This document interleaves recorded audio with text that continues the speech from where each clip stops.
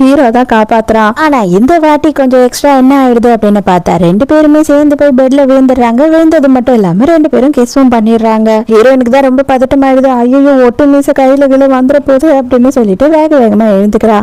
ஆனா ஹீரோக்கு வந்துட்டு ஹீரோயினோட பழைய ஞாபகம் வருது.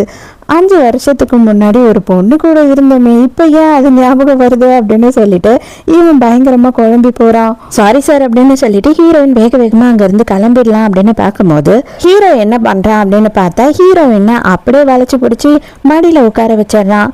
மரியாதையா உண்மை சொல்லு, நீ யாரு அப்படின்னு சொல்லி கேட்குறான்.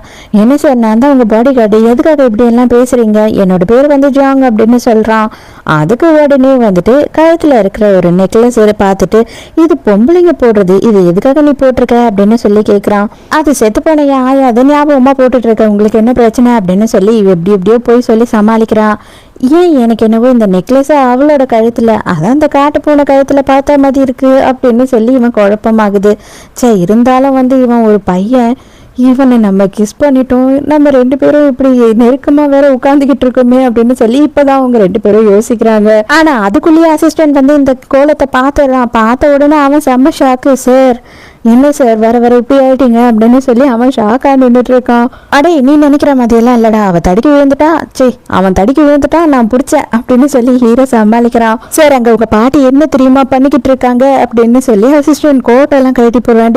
டே என்னவா இருந்தாலும் அவங்க உன்னை திட்டிருந்தாலும் கொஞ்சம் பொறுமையாருடா அப்படின்னு சொல்லும் போது, இல்ல சார் இதுக்கு மேல என்னால முடியாது, அவங்க என்ன தெரியுமா பண்றாங்க, அவங்க என்ன தெரியுமா சொன்னாங்க, அவங்க என்ன சொல்றாங்கன்னா சார் உங்களுக்கு வந்துட்டு அண்மையே இல்லையா, அதனால தான் நீங்க வந்து எந்த பொண்ணையும் பார்த்தா அவகிட்ட பேசி பழக மாட்டீங்க, உங்களுக்கு புள்ள பெத்துக்கிற தகுதியே இல்லை அப்படின்னு சொல்லி சாக போறேன் அப்படின்னு டிராமா பண்ணிக்கிட்டு இருக்காங்க சார் அப்படின்னு அவங்க எப்படி எல்லாம் பண்ணிக்கிட்டு இருக்காங்களோ அதே மாதிரி பண்ணி இங்க நடிச்சு காமிச்சுக்கிட்டு இருக்கான். அதுக்குள்ள ஹீரோயின் வந்துட்டு, நான் ஒரு வேளை இவன் அவனா இருப்பானோன்னு கொஞ்ச நேரத்துல திங்க் பண்ணிட்டேன், அன்னைக்கு ஒரு நாள் தான் அவன் கூட இருந்தேன், அதுக்குள்ளேயே நான் பிரெக்னென்ட் ஆயிட்டேன், இவன் அதுக்கு சரிப்பட்டு வரமாட்டான் போல அப்படின்னு சொல்லி யோசிக்கிறா. இன்னைக்கு நீ இங்கேயே ரெஸ்ட் எடுத்துக்கோ, நான் வந்து என் பாட்டியை பாக்குறதுக்காக பாட்டி வீட்டுக்கு போறேன், இன்னைக்கு அவங்க வீட்டுல பர்த்டே பார்ட்டி நடக்குது, பாட்டிக்கு இன்னைக்கு பர்த்டே அப்படின்னு சொல்லிட்டு அவன் இங்க இருந்து கிளம்பிடுறான். ஹீரோவா அசிஸ்டன்ட் தனியா பேசிக்கும் போது ஹீரோ என்ன சொல்றான்னா, என்னால புள்ள பேத்துக்க முடியுமா முடியாதான்றது எனக்கு தெரியாது, அது மட்டும் இல்லாம எனக்கு வந்துட்டு பொண்ணுங்களை பார்த்தாலும் பெரியசா ஃபீலிங்ஸே வர்றதில்லை, எனக்கு பொண்ணுங்களை பிடிக்கிறதும் இல்லை,